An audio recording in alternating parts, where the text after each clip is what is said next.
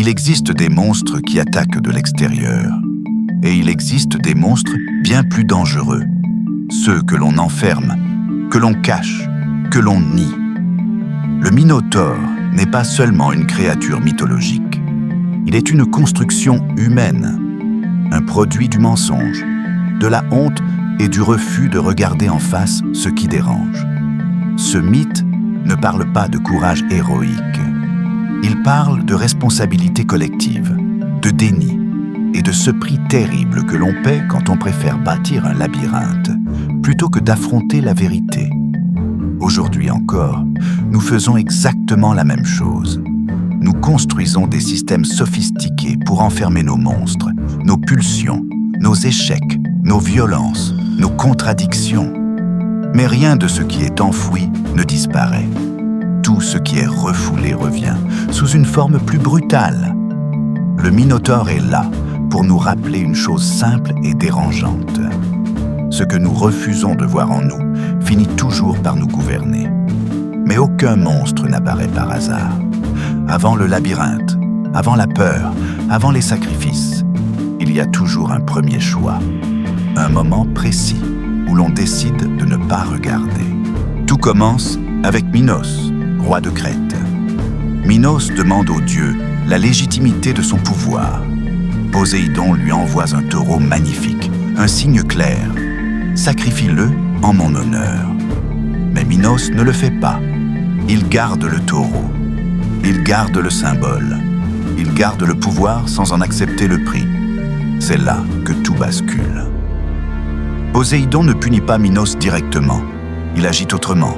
Il s'en prend à ce qu'il aime le plus. Son ordre, sa lignée, sa respectabilité.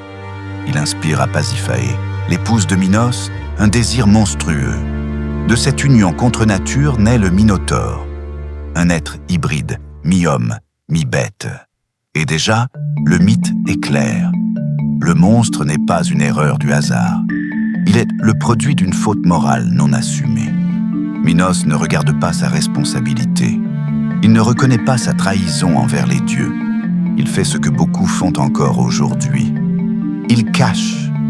Pour faire disparaître le problème, Minos ne cherche pas à comprendre. Il cherche à enfermer. Il fait appel à Dédale, le plus grand ingénieur de son temps. Dédale ne pose pas de questions morales. Il sait faire. Il fait. Il construit le labyrinthe. Un lieu si complexe que même celui qui y entre avec de bonnes intentions ne peut en sortir. Un chef-d'œuvre technique. Un désastre éthique. Le labyrinthe est une métaphore parfaite du monde moderne. Quand quelque chose nous dérange, nous ne le traitons pas à la racine. Nous construisons des systèmes autour, institutions, normes, protocoles, discours, tout pour contenir, rien pour guérir. Le Minotaure est nourri, il est entretenu, il devient une part intégrée du système. Et surtout, il est invisible. Mais aucun système bâti sur le déni ne fonctionne gratuitement. Un monstre enfermé demande toujours un prix. Et ce coût n'est jamais abstrait. Il est humain. Tous les 9 ans, Athènes doit livrer 7 jeunes hommes et 7 jeunes femmes. Ils sont jetés dans le labyrinthe. Ils sont dévorés. Pourquoi Athènes accepte-t-elle? Par peur, par habitude, par soumission à un ordre injuste devenu normal. Le mythe touche ici quelque chose de fondamental. Les systèmes injustes ne tiennent pas seulement par la violence, mais par la participation passive de ceux qui en souffrent. Le Minotaure ne tue pas seul. Il est nourri par une organisation collective. Ce que le mythe décrit ici n'est pas seulement politique. Il touche à quelque chose de plus intime, de plus universel. Quelque chose qui se joue aussi à l'intérieur de chacun de nous. Carl Gustav Jung appelait cela l'ombre. Tout ce que nous refusons d'assumer, les pulsions, la colère, la jalousie, la violence, la honte. Nous ne les détruisons pas. Nous les reléguons dans un labyrinthe intérieur. Mais l'ombre refoulée ne devient jamais plus sage. Elle devient autonome. Plus nous la nions, plus elle agit à notre place. Le Minotaure, c'est la colère qu'on n'écoute jamais. la douleur qu'on ne soigne pas, le trauma qu'on recouvre de silence. Et tôt ou tard, il exige sa ration. Alors vient le moment où l'on n'a plus le choix. Continuer à nourrir le monstre, ou envoyer quelqu'un à l'intérieur. Avant qu'un homme n'entre dans le labyrinthe, quelqu'un a déjà compris qu'il ne suffirait pas de tuer le monstre. Cette personne s'appelle Ariane. Ariane est la fille de Minos. Elle a grandi au cœur du palais. Elle connaît le labyrinthe. Elle connaît le secret que personne ne veut nommer. Le Minotaure n'est pas un accident. Il est un héritage. Ariane sait que le monstre est enfermé, nourri, maintenu en vie. Elle sait que des jeunes gens disparaissent régulièrement. Elle sait aussi que le système ne sera jamais remis en cause de l'intérieur. Quand Thésée arrive en Crète, il est présenté comme un volontaire, un futur héros. Mais Ariane voit autre chose. Elle voit un homme qui va se perdre.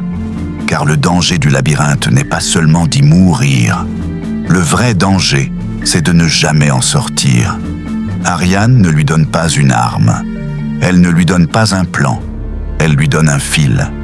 Un fil, c'est peu de choses, mais c'est tout ce qui empêche la confusion totale. Le fil d'Ariane, c'est la mémoire, la continuité, le lien avec ce que l'on était avant d'entrer. C'est ce qui permet d'affronter l'ombre sans s'y dissoudre. Sans Ariane, Thésée ne serait pas un héros. Il serait un nom de plus sur la liste des disparus. Thésée entre donc dans le labyrinthe, non pas parce qu'il est plus fort, mais parce que quelqu'un a pensé avant lui. Mais regardons-le de plus près. Thésée n'est pas envoyé pour comprendre, il est envoyé pour éliminer. Il n'interroge pas la structure, il ne remet pas en cause Minos. Il ne détruit pas le labyrinthe, il tue le Minotaure. Puis il s'en va. Le problème, c'est que tuer le monstre ne supprime pas la cause. Cela supprime seulement le symptôme. Le labyrinthe est toujours là. Dédale est toujours là. La logique du déni reste intacte. C'est précisément à cet endroit que le mythe cesse d'être ancien. Car ce que raconte cette histoire, nous continuons de le rejouer sous d'autres formes. On combat des comportements sans traiter leur origine. On supprime des individus sans questionner les systèmes. On se félicite d'avoir résolu ce qui reviendra sous une autre forme. Aujourd'hui, nos labyrinthes sont partout. Les réseaux sociaux, les discours politiques, les identités simplifiées, les récits victimaires ou héroïques. Nous enfermons la complexité. Nous nourrissons les monstres que nous prétendons combattre. Violence, radicalité, haine, ce sont rarement des causes. Ce sont des retours du refoulé.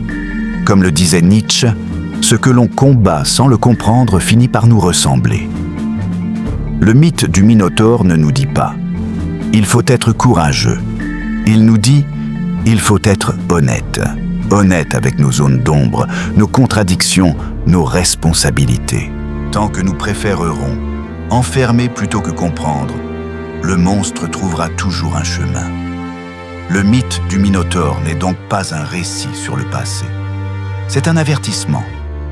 Dans le mythe, le Minotaure meurt. Dans la réalité, il ne meurt jamais aussi facilement.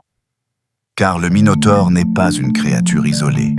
Il est le résultat d'un choix collectif, celui de ne pas regarder, de ne pas assumer, de ne pas nommer. Nous aimons les récits où le héros tue le monstre. Il nous rassure. Il nous évite une question plus dérangeante. Pourquoi le monstre était-il là ? Le Minotaure n'est pas né du chaos.